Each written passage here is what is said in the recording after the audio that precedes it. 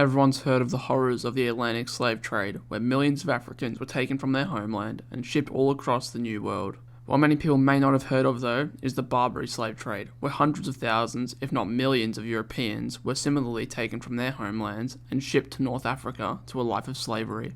In this video, I'm going to be covering the rise and ultimate fall of the Barbary slave trade and how pirates from North Africa ultimately managed to enslave people from as far away as Iceland. So, without further ado, let's get right into the video. While the slavers and pirates of Northern Africa are most known for their rampant pillaging between the 16th and 18th centuries, it appears their history of slave trading extends back far longer than that. Even as far back as Roman times, the towns of the North African coast were known for their slave markets, a trend which continued into the medieval age. The Barbary coast increased its influence in the 15th century when the Ottoman Empire took over as rulers of the area. Coupled with this change of government was an influx of Sephardi Jews and Moorish refugees newly expelled from Spain after the Reconquista. With Ottoman protection and a host of destitute immigrants, the coastline soon became reputed for piracy. At this time, crews from the seized ships were either enslaved or ransomed. It is estimated that in Barbary, between the years 1580 and 1680, there were around 15,000 renegades or outlaws, Christian Europeans who had converted to Islam, and half of the corsair captains were in fact renegades. Some of them were slaves that converted to Islam, but most had probably never been slaves and had come to North Africa looking for opportunity. The true rise of the Barbary pirates would come after a revolt in the mid-17th century reduced the Ottoman ruling Pashtas to a little more than figureheads in the region. With this, the towns of Tripoli, Algiers, and Tunis, as well as many others, became independent in all but name. Without a large central authority and its laws, the pirates themselves started to gain much influence during this time. Pirate raids for the acquisition of slaves soon began occurring in towns and villages along the African Atlantic seaboard as well as in Europe. Reports of Barbary raids and kidnappings in Italy, Spain, France, Portugal, England, Netherlands, Ireland, Scotland, Wales, and even as far north as Iceland exist from between the 16th to the 19th centuries. Historian Robert Davis estimated that between 1 and 1.25 million Europeans were captured by pirates and sold as slaves in Tunis, Algiers, and Tripoli during this time period. A noteworthy condition of this fact is that Europeans in other parts of the Mediterranean are not included. Famous accounts of Barbary slave raids during this period include a mention in the diary of Samuel Pepys and a raid on the coastal village of Baltimore, Ireland, during which the pirates left with the entire populace of the settlement.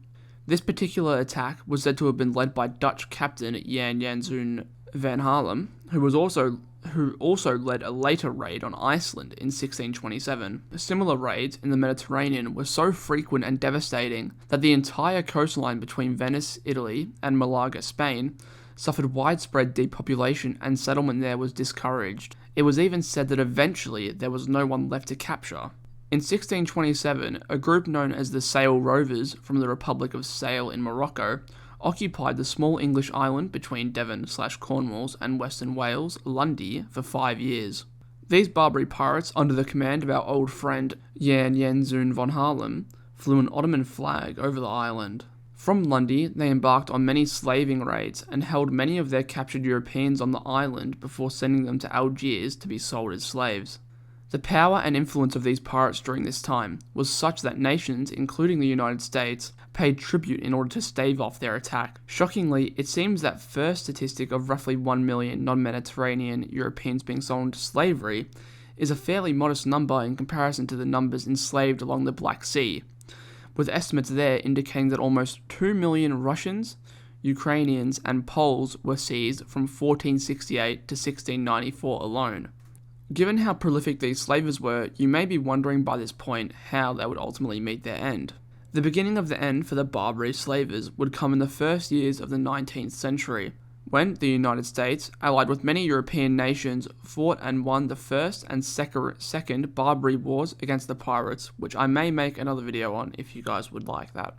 These wars were a direct response of the American, British, French, and Dutch states to the raids and slave trade by the Barbary pirates against them, which ended in the 1830s when the region the Barbary slavers had called home was conquered by France. While not disappearing immediately following the European occupation, the Barbary slave trade and slave markets in the Mediterranean declined and eventually disappeared altogether. Well guys, I think I'm going to end the video there. I hope you guys enjoyed, and if you had any suggestions for future videos, please let me know in the comments. Also, don't forget to like and subscribe if you'd like to see more of my content in the future. But anyways, with all that being said, as always, I hope you guys have a great day, night, wherever you are, and I hope to see you in the next one.